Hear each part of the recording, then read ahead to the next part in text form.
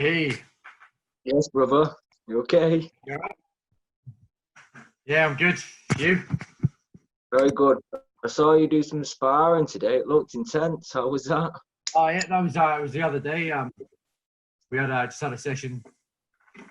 Craig is my boss and coach. Craig Jones. He said we could have like small groups in the gym, just certain like sort of top level guys. So it was me, Jack Bullock, Jamie Bates, Jack Cooper as well. So yeah, it was pretty. Fire.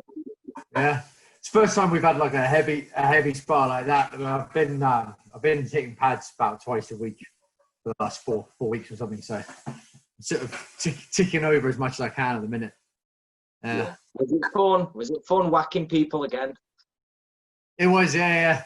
Yeah, it was great fun. Nothing quite takes it out of you like hard sparring when you haven't done it in a while, does it? Like No, it's fit on the pads and you spar and it's just like if you've not done it in a while, it drains you bad. But yeah, it was great. Proper buzz. nice. Oh, you So, training? good, to be honest. I'm training every day now. I'm enjoying it. I'm not running as much as I should be, but I'm hitting pads quite a lot and getting a bit of sparring in myself. We have a ranked fighter, Ben, and we have Logan, who's a pretty high level fighter, and we've been working together. Just pretty much bits of sparring the same. So I wanted to start off, mate, if it's cool, just by talking a little bit about your career before we broaden the scope. So I just wanted to start with how did you get into Thai boxing? Because I'm interested. You seem like a smart guy, and generally the benefit cost analysis don't work with fighters. So what? So yeah, it's just funny. Just by complete chance, really. So the school I went to, there was no sort of nothing like that at school. The school I went to was quite big on rugby, so I was always into sort of physicality side of things, but I never knew how to fight or anything. And I left school, had a few years out after school before I ended up going to uni. Funnily enough, I didn't go to uni at first because I didn't want to be one of those guys who went to university for the wrong reasons. And then ended up visiting my friends at uni and thinking, oh, this looks fun. I love pizza. So I went to uni for all the wrong reasons, but a couple of years late behind everyone else. And I was just a bit bored of playing football and rugby, which I played all throughout my teens. And I wanted to try something new. And I decided I wanted to do boxing because this was back in sort of 2006, 2007. Ricky Hatton was kind of in his prime, and I was a bit of a fan of Ricky Hatton, so I wanted to do boxing. But I ended up at Newcastle Uni. There was no boxing club there, but there was a Thai boxing club, and I'd never heard of Thai boxing. I was like, oh, what's that? And went in. It was at the Students' Union. They had like videos of sort of Ong Bak, and also had a video of Craig Jones, who was the coach there at the time. He had his highlight reel from the Power of Scotland 8-man tournament that he won. And I was like, that was a good tournament, by the way. Sorry to interrupt, but he did very good in that. I remember when he elbowed somebody on the back of the head. I can't remember who it was. It was that Russian guy or something that he fought in the fight. I can't remember his name because he wasn't the favourite at all. He beat Michael Dix in the first round, and then I think he beat Tim Thomas. So it was two big names, and then I think he was fighting some Russian or Belarusian in the final, and he said he walked in with such, felt invincible once he'd beaten Dixie and Tim Thomas in one night. And it was one of the highlights of his career. And I hadn't even started then. I was like, I'll try that, give it a go. Thought I'd just do it for fun, fitness, self-defense, that kind of thing. But I just got the bug. And Craig's, still my coach now. He's a great coach, fantastic coach. So I was lucky to have, that good student coach fit straight away from the off. And decided I wanted to start fighting. So after about a year at the university, just doing it for fun, he just helped set up another gym called the Factory Gym with a few other guys. So I went there, thought I'd just have a few fights just as something to tell the kids, tell the grandkids, but as you probably know, you're never really fully satisfied with a fight performance, even if things go really well. So I wanted to do that bit better. And before I knew it, I had 10, 15, 20. And then as I left uni, so I'd end up changing course and then doing a master's. I was at uni for a while. It was when I left uni, Craig was setting up Northern Kings. I didn't have a job or anything like that. And he just asked if I wanted to help out. It started off as just help out a couple of hours a week, coaching the kids, helping with the kids class, and you'll get the train for free kind of thing. And it just slowly just evolved over time into me doing more and more PTs, helping out more and more, until eventually it became a full-time job. So yeah, and, kind of a bit lucky being in the right place at the right time, but just I had the feeling that I was in the right place at the right time, so I just went for it and took it. That's mate, that's an interesting story, and big respect to your coach, Craig Jones. I've known him for a long time. Really nice, yeah. Really top fighter too. Then just to get one more fight question in before we start segueing slightly into both of the things that we're going to go into. What's your biggest win then, would you say, or the one that you most enjoyed? Probably biggest win so far was, because ironically, probably the biggest fight of my career so far now that's done the most for my profile and everything was my last one, which I lost on one.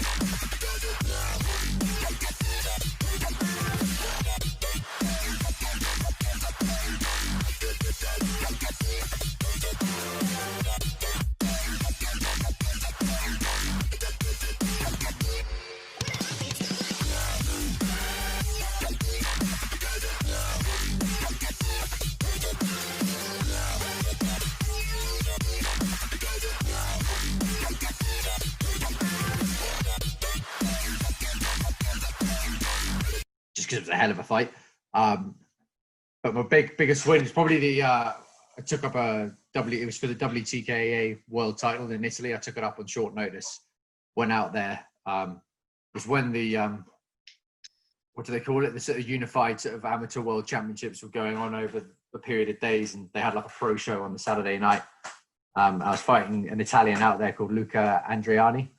And it was obviously, it was in the script he was supposed to win.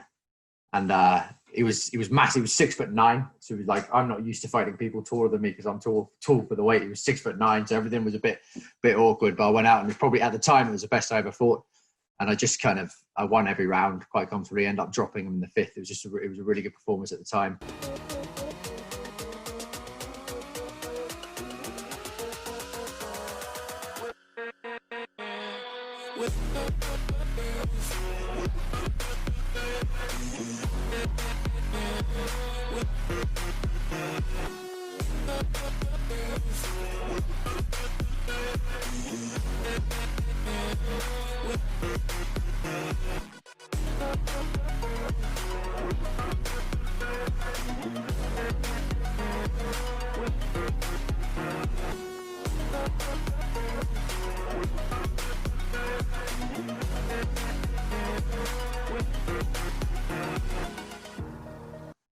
And it was all sort of just very quick, short notice. And then it was my only now first world title. So just an amazing sort of buzzing experience.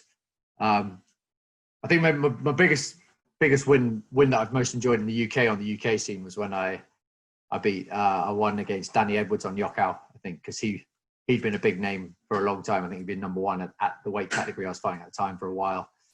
And I didn't really realise until afterwards that nobody who wasn't from the Northeast thought I'd win that fight. I was kind of written off, but I turned up and beat him. So yeah, that was that. And it was a fight I'd wanted for a while as well. I've been sort of following Danny. He'd been number one. I'd asked my coach a couple of times, like a year before, and he was just like, he held me back a little. He's like, "No, you're not quite ready. Wait a little bit." And then eventually I got it and I won. So that was really satisfying as well. Yeah. Nice, mate. Nice. So he's a very good fighter too, Dan. As I've seen him fight a few times in the flesh. I mean, technical, strong fighter. So that's an awesome win for you, mate. Yeah. Let's push now into the current state of UK Muay Thai. What do you think about it? What are your opinions on the way the land lies at the moment? Well, it's in the main respect, it's in a really good place at the minute. It's probably in the best place in terms of just the caliber of fighters that the UK has. It's in a really good place. And recently, you know, you've suddenly seen a lot of UK fighters getting into WBC world rankings, which is great. It's just that, yeah, in terms of the quality and the caliber, I think it's really good. Sometimes I can't help feel like there's just something that might be maybe holding it back in terms of, a lot of people not moan, but they talk about how there's not enough money. The fighters don't get paid what they deserve. But I think a lot of these people are also the same people that, you know, they make comments that you'd never, you know, it should never be a 3-round fight. You'd always fight 5 rounds. And it's like this kind of like religiously sticking to the really, really traditional sort of side of Muay Thai, which I can understand because there's something quite nice about the sort of cult. It's almost like a cult following. Like if you've been in the Muay Thai community a long time, you go to a show and you know loads of people there, and it's a very sort of, you know, it's almost, and it's nice in a way. And I remember being really, when I first started fighting, I'd sometimes fight on K1 shows in Newcastle, because it's when MMA was big. There were a lot of MMA shows with K1 fights as well. And then I'd also like go from there, where the atmosphere is what you'd expect at a sort of K1 MMA show, just, you know, and all that. And then my second fight, I ended up fighting on the Oran Moore show up in Glasgow, the Guy Ramsey show from the Great House, which is a proper Thai boxing show. And I remember being like, oh, this is really nice, because the crowd's just really educated and appreciative of everything that's going on. So I do get it, but then there's that kind of, it's almost like it might be holding it back a little bit from going mainstream, which is where the money is, you know, I mean, I'm probably not, you know, the age I'm at, I'm probably going to miss out on the big money, but for the future guys, just taking off, like, you know, most of my close friends aren't interested in fighting, but they, you know, still come and watch me a couple of times, and a lot of them have said the same thing, that they find it boring, that a lot of the fights not much happens in the first 2 rounds, and they also say that it's nice. They wish they could just watch the fight and know who's winning, because, you know, you don't need to go on a judging course to watch most boxing fights and tell who's winning, or MMA fight. You get some really close fights where it's difficult to tell, but generally, if you just like fighting but you've never like watching fighting but you've never really trained, you can watch a boxing fight, he's winning. You can watch an MMA fight, he's winning. So, you know, to Thai boxing fight, it's more tricky. And then you've got things like, you know, shows like One Championship, for instance, that is sort of changing the game, and they're making it much more entertaining. Most of the fights are 3 rounds, unless it's a title fight, and then it's 5. I was dubious about the 4-ounce gloves at first. I thought the 4-ounce gloves would make fighters more tentative, but it's not. Like, it's class. Some of the fights have been amazing. You look at Nongo versus Samapech was absolutely incredible. Like when Liam Harrison fought Rod Leck, when Haggerty fought Rod Tongue.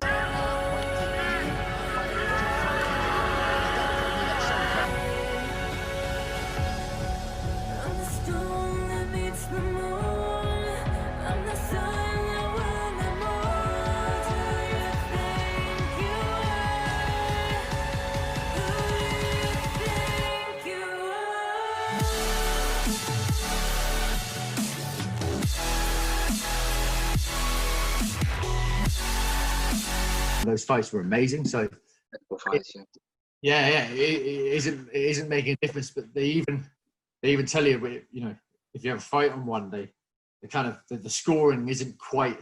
It's not quite like the sort of traditional side. You know, you have to basically go out and you've got to fight, and you've got to be, you know, you've got to win the fight as well as the mindset, which I think is good. So I think the WBC are trying to implement that, but they're sort of having a bit of pushback. So I think, have you heard of when the scoring? I think Craig Coakley had some problem when he fought. They said the same, right? Basically, that it's basically just hands score as much as kicks, and if it's obvious who's winning the fight, it's obvious who's winning the fight. So he went in with that mentality.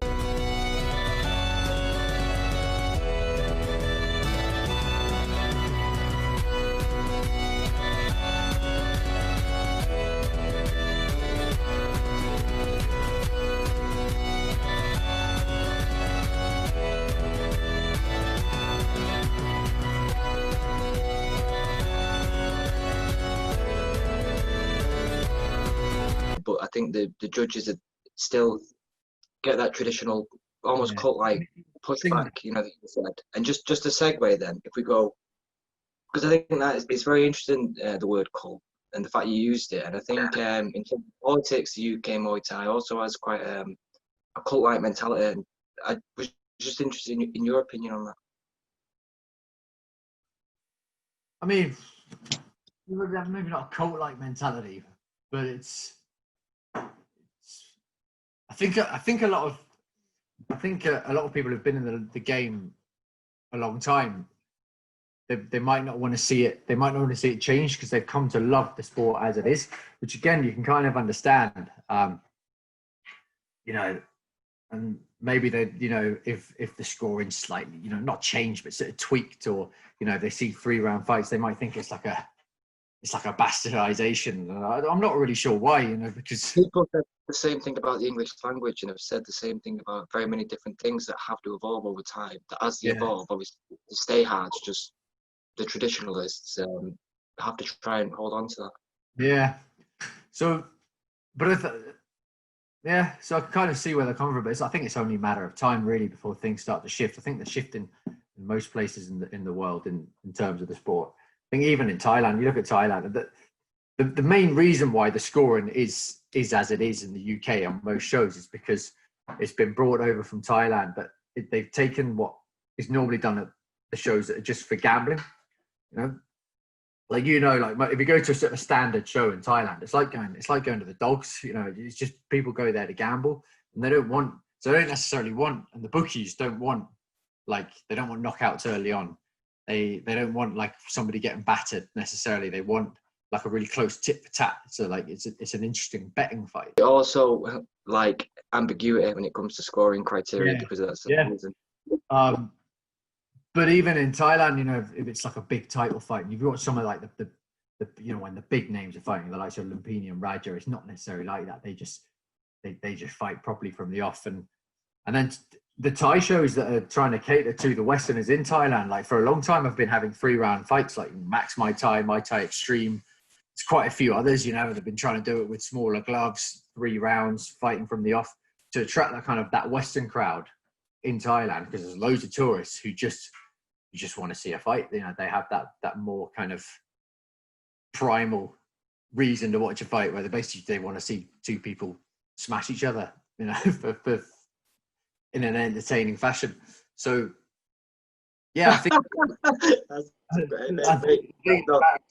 that is a good turn. No, that's a good turn of phrase. I like that. Yeah, that's a good turn of phrase, mate. So yeah, I don't know what it is. I've joked before about maybe it's like almost like, I'll piss a few people off here, but it's a little, you know, it's almost like a sort of form of snobbery, you know. People like, especially, you know, men like knowing something nobody else knows, you know, like, so, but, you know, these peasants over here think he's winning, but no, I know something I know, because they don't know my Thai. I know that he's winning. I don't know. It's just a little joke I've got. But because I think I believe this, if with the way what we're talking about now, I think the sport's got as far as it can get before it sort of changes slightly in that respect. Like, you've got shows that, like Yokkao, with the way things are, like, I think Yokkao's got as big as a Thai show can get in the UK at the minute. It couldn't get much bigger than that. There's only like 2,500 people, maybe a tiny bit more people there. You know, so to get to the stage where you've got like these big arenas, which is what everyone really wants deep down, or should want, you've got to have, because even in Yokkao, there's loads of fights, amazing fights, top level fighters, but almost everyone in the crowd is either already heavily involved in the Muay Thai community, or they're a mate or a family of someone who's fighting. So I think the false respect that we have to sort of uphold in that terms of the same sort of traditional sense, I think that holds a lot of the audience back, because people can't create or even genuinely manufacture drama that's actually there, because we're supposed to act a certain way, right, as Nak Moi. Yeah, and I think that holds it back, and also it gives it a different it gives it its own flavour, but I think that holds it back. I mean, what do you think about that? Do you mean like people? You think people should? If you started chatting big shit, you'd get told off, I reckon, for being, for example, because our sport is predicated on respect, right? And that's sort of, we have to bow, we have to do ramoys, and we have to uphold the sort of traditions in that sense. That's what I'm saying. If you went against the curve, I imagine you'd probably get a lot of shit from the traditionalists. I just wanted your opinion on it. I've not seen, because I've seen a few people chat, smack talk, and it has generated a bit of interest. My opinion generally on that. I mean, Who? Maybe it was in cable. I don't know. Who was it? So Chris Shaw. Yeah, no, Chris Shaw. Chris Shaw. I think he's very good at creating a drama within fight. Yeah, he was really good at it. So yeah, I knew there was someone. I think he's about it. I think him and Craig had a good go back and forth because of that, and that sort of made a decent hype. And anytime, like, it's the same with, I think, the House and the Trainer trilogy, because it was sort of two stablemates of two figureheads of two sort of factions of gyms that made a different type of drama, and that it's generally the drama that creates interest in my experience. Yeah, to a certain extent, but I think also, like, I mean, maybe it's because I'm involved. I'm a fighter as well. I'm just interested in a fight just because of the fight. If there's a fight I really want to watch, But that's a good question. No, so what makes you? So let me phrase it quickly. What is your biggest motivator for when you want to fight somebody? So if you get a fight and you think, I really want that fight, and I can't. What is the motivator for you, Juan? If I get a fight I want, any fight. I mean, so what generally makes you want a fight? Is it positioning rankings? Is it generally just maybe? Now it is. Yeah, it's just climbing the rankings, climbing the world. Climbing the world rankings. Now I've got on one. It's like, fucking hell, I've got a chance. I've got myself into a position that I never really dreamed I'd get myself in my career, because of thing. One's just exploded on the scene for Thai and kickboxing in the last 2 years. Suddenly it's just there. It's a big show. So it's like, I might as well just do as well as I can out of them while I'm still fighting, and see how far I can go. Originally, when I was fighting, I don't really know. I've thought about it quite a lot, because a lot of people ask me, why do you do it? I was like, I can't really explain really why I wanted to do it. My parents weren't big fans of it at first. They weren't. My dad, sort of half jokingly, half seriously, was always asking me, when are you going to stop this? You've made your point together. So, and it's something I've never really been able to. I don't even know myself. It's just, I started training and I absolutely loved it, and I was just like, there was something that inside me that I really wanted to do this. Yeah.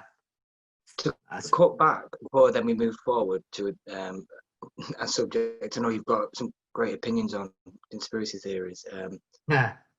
You said you had a master's, and you said you were in university for quite a while. So I'm just interested in your subject and what you studied, and if you still keep up with it at all.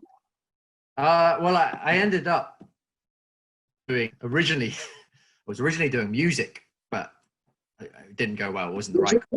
Which instrument, man? Which instrument? I used to play the saxophone. Yes. Yeah. I've not touched it in years though. I went. No, this is blasphemous. Listen, I'm putting this out there. I'm saying it. We need Juan playing the saxophone. We need it in the next. You need to see it. It's got to happen. We need it on your Instagram. We need it on your Facebook. We're all looking. It needs to happen. Tell me about it. I've still got it somewhere. I've not touched it in years, but So I was doing music, but I went to university for all the wrong reasons. Like I said, I decided to just go. There's no wrong reasons. But listen, there's no wrong reasons, brother. I only went in the end because they had a massive argument with a huge group of very ardent feminists, because I said a few of the wrong things. And then one of them said to me in an argument, "You can't speak on philosophy because you've not got a master's." So I got it in a year, and then messaged him back and said, "Now I do. What are you saying?" Okay,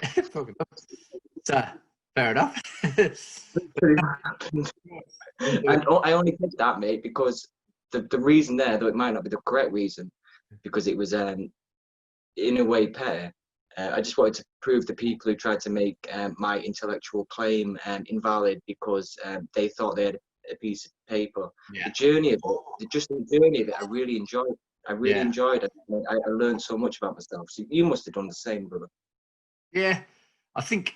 Well, I mean, one of the most I got out of university, looking back, I mean, long story short, I ended up changing course and doing sports science because by this stage I started Thai boxing. I loved going to the gym. I got interested in the idea of strength and conditioning training, so I thought I'd do sports science. That fit. Had a great time doing that, and then ended up doing a master's in exercise physiology. And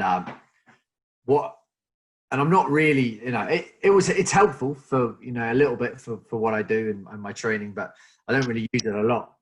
But going back to sort of things like conspiracies and the way people think, the most valuable thing I got out of university, and especially when doing sort of a scientific subject, was something I actually found quite boring at the time, which is research methods and how sort of science is done ethically, and the methods that need to be done to actually sort of go to sort of finding out what is sort of true and what is false, or we get to a position where you have as good of an idea as possible as what is probably true, because the classic thing in science is you can't actually prove anything, you can only sort of disprove hypotheses and stuff like that. But that was interesting, and I try and sort of fall back on that quite a lot. And I have to keep rereading stuff and reminding myself about it, because it was a while ago now and it's actually quite complicated. But yeah, that's the most valuable thing I've got out of university, is just learning about research methods. So you're saying from university you've got methods that you could apply to your general life. Do you feel you've got an equal sort of amount from fighting, or more or less, or in terms of just, because you said before you just more than anything a fighter, and I love that distinction. I agree with it. So I just wanted to dig deeper and say, as a fighter, what do you think as what has that given to your life, do you believe? I think I got way more out of life from fighting than, definitely way more than out of fighting than university. Obviously, not only as it's basically become a career now, but just for as a person, I think it just teaches you, if you can, it just gives you a sort of resilience and an ability to deal with things when things don't go your way, because life's got a funny habit of throwing you a curveball every now and again, when you least expect it. And I think fighting is quite a good metaphor for life in that respect. Just the kind of, if you can train for a fight properly, go through all that training, really, really push yourself, get your body into, close to the peak potential that you are capable of, go into the fight, and no matter how things are going, not quit, or not just trying, not trying, even if you're getting battered, not just give in and try and find a way to win. Even if you're losing on points, you're trying to find a way to not, stop the other guy and find a way to win. If you can do all that, then I think there's not much that life will throw at you that you won't be able to handle in a reasonable way. I like to think, there's a saying that a lot of people say, anyone who steps through the ropes deserves respect. I'm like, no, anyone who does what I've just said previously about training properly and getting in there and fighting till the end without quitting deserves respect, I think, because that will prepare you for most things that life's going to throw you, I think. To that one, get your beer in your hand, let's go.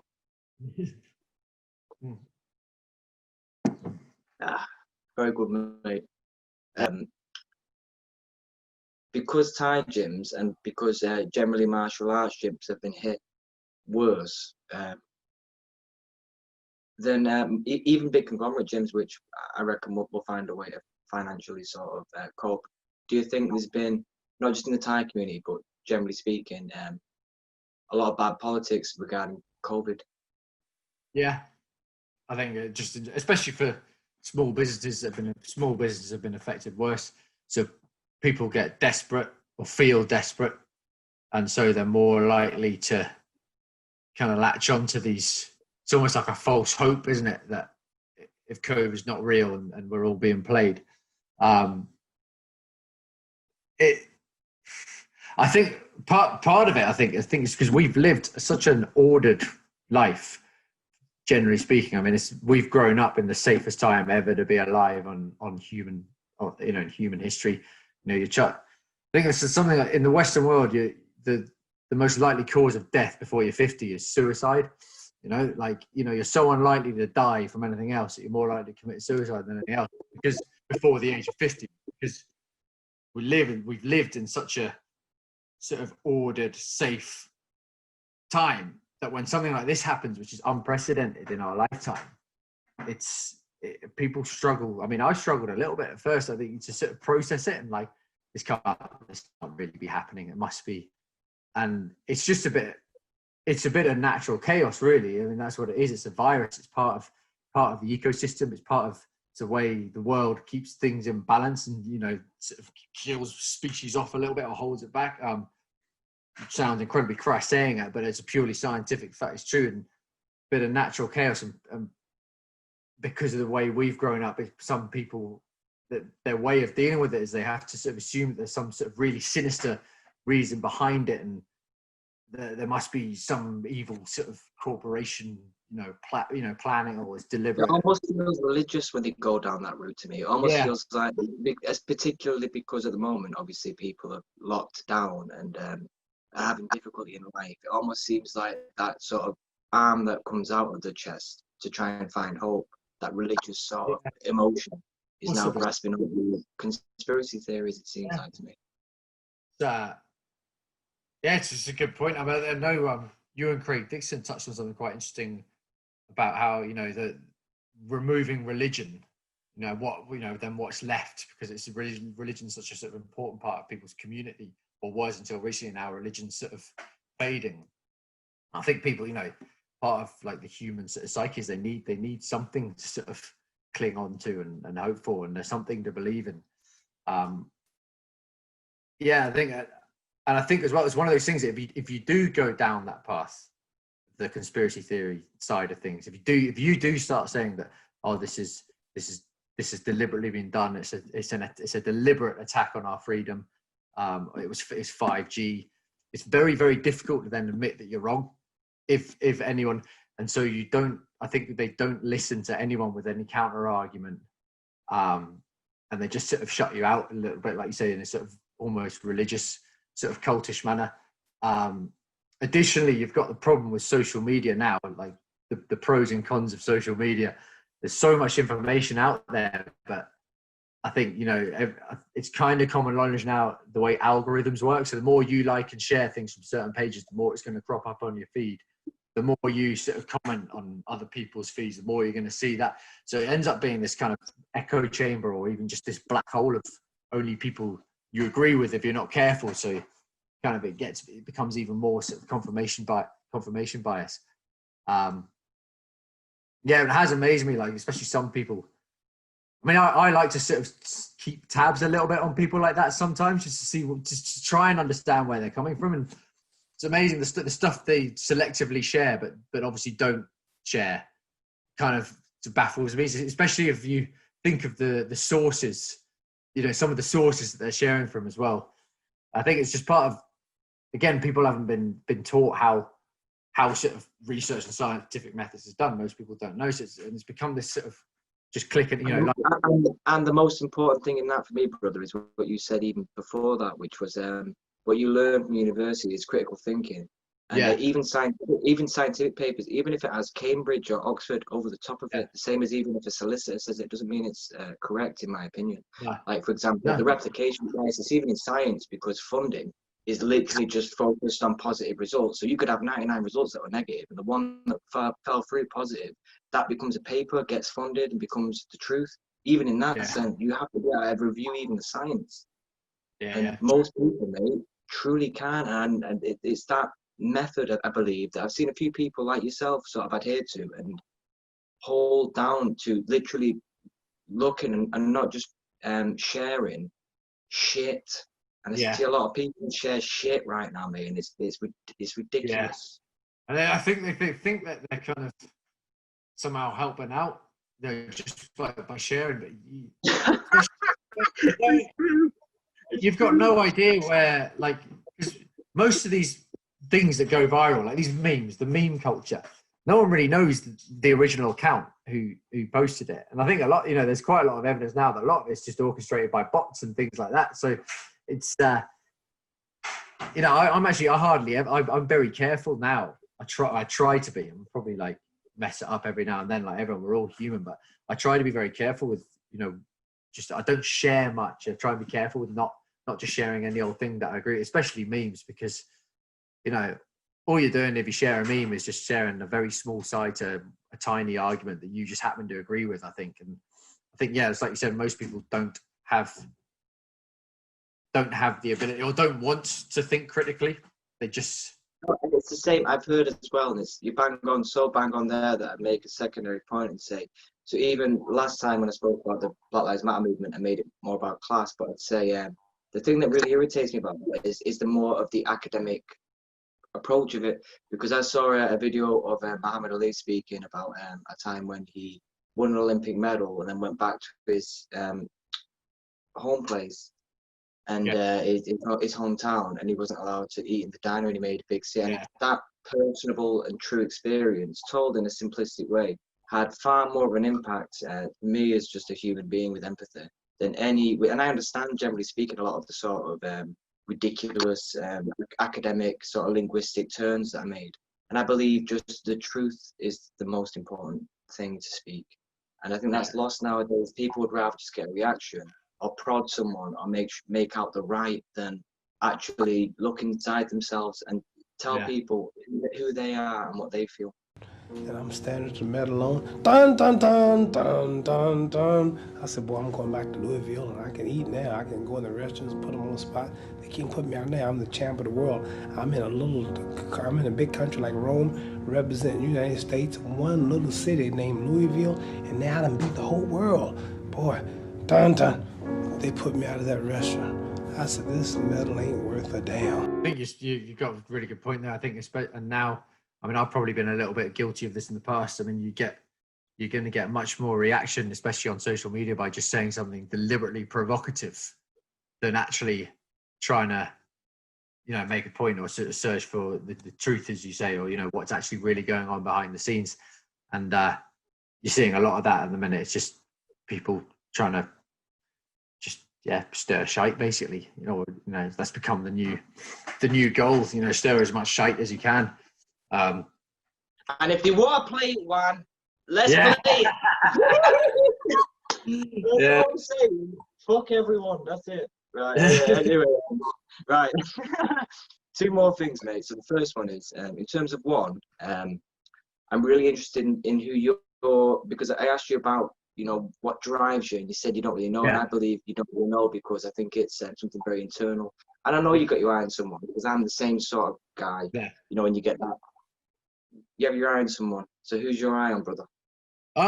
Well, in one, there's not really, at the minute, there's not that many people in my weight category. I think my fight with Santino Verbeek was the first fight in kickboxing or Thai at that weight. I think they've had one at MMA, but so I know they've got, there was another Dutch guy. That is an unknown fact, by the way. Hey, mate, that is an important fact too, so I'm glad you've just said that, because I didn't know it, and it's never been said to me in that way. I'm glad that you said it. So, to be honest, it sounds really sort of like I'm being PC and diplomatic, but if you get the chance to fight on a show like one, I'm just gonna do what I'm told. I'm gonna fight whoever they tell me to. There are a few people, actually, in my way. That's true, but you, like I said, I know you're a fighting man. I know you've got a fighting heart. I know that's got to be set on someone. You've got to have your eyes on someone. I've got, I'm going to be honest here.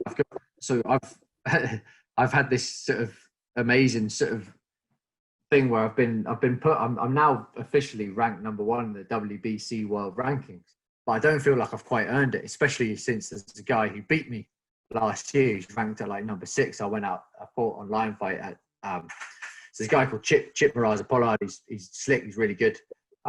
Beat me on points.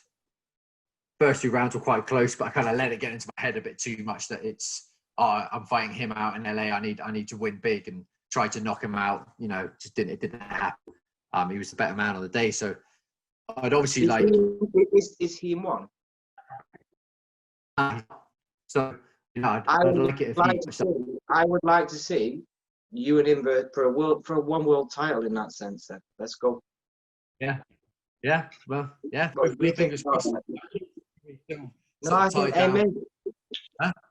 think I think that'd be a very good match. Yeah. Anyway, tell me more about the fight and how now then would you beat him? I think I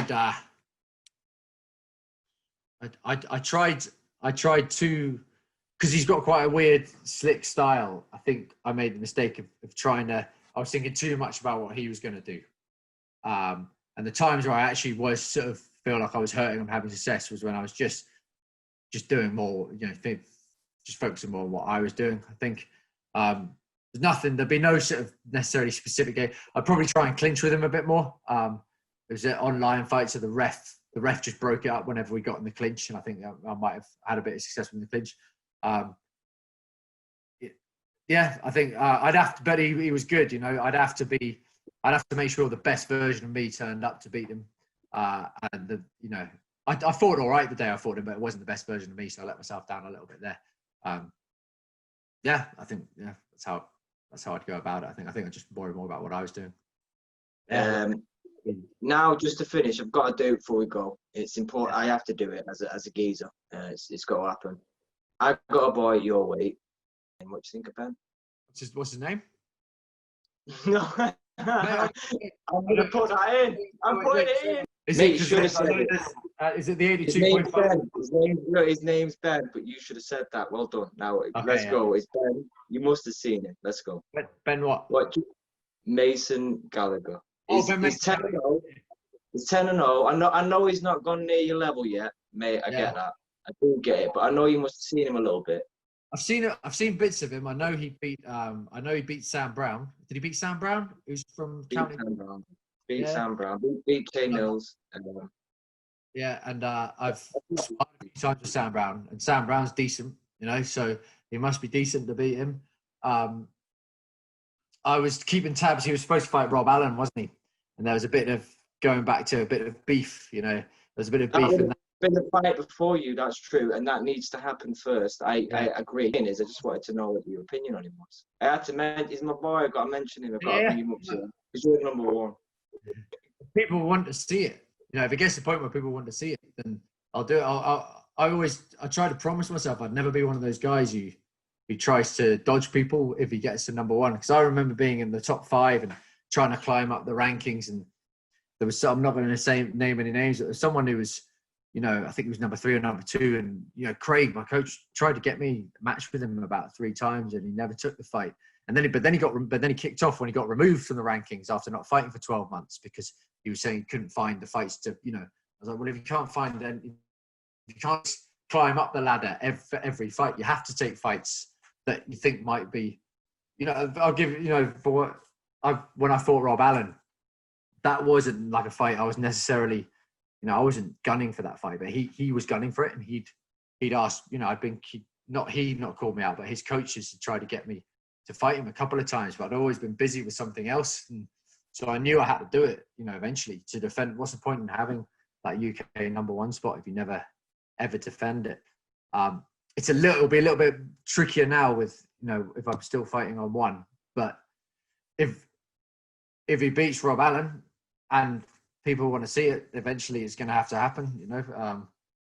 Let me come over you now then with another one, and I want to give respect to a man, just to finish it. And you absolutely, mate, I respect that ethos so much. You have no idea, because I believe in fighting, and I've been involved in Muay Thai for a very long time, and the thing that's always truthfully been in my head has been fighting. That's why I love our sport. And Keith McLaughlin is a man that always defended his spot and always fought the man that was redhead. So I just wanted to give a little shout out to him, just say, like you just said, in that philosophy, people that hold it, people like Keith, people like you, it's very important. Keith, to be fair to Keith as well, I've always had a bit of sort of respect for him, because he works full time, doesn't he? Like not in Muay Thai. He grafts. Well, I don't know. I think what does he do? It's some sort of thing. It's Like roofing. a building man, and you can tell it the way he fight. He feels like a building man. Do you know what I mean? He's a strong. So he He's a must strong man. get up at like 6 every morning and do some road work and then go for full day's work and then, and train his kids as well. Yeah, so that's like part of the old, that proper old school where they did it just for the love of it. It's never been part of his career, has it? Do spirits say?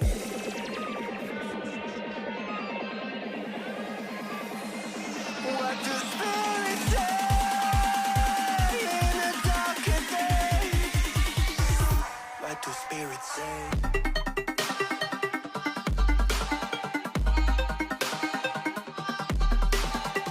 But I believe knowing Keith and knowing you and knowing people, true people, is more for the love of fighting than the love of Muay Thai. Though we love Muay Thai because it's true fighting. Yeah, true. One more, brother.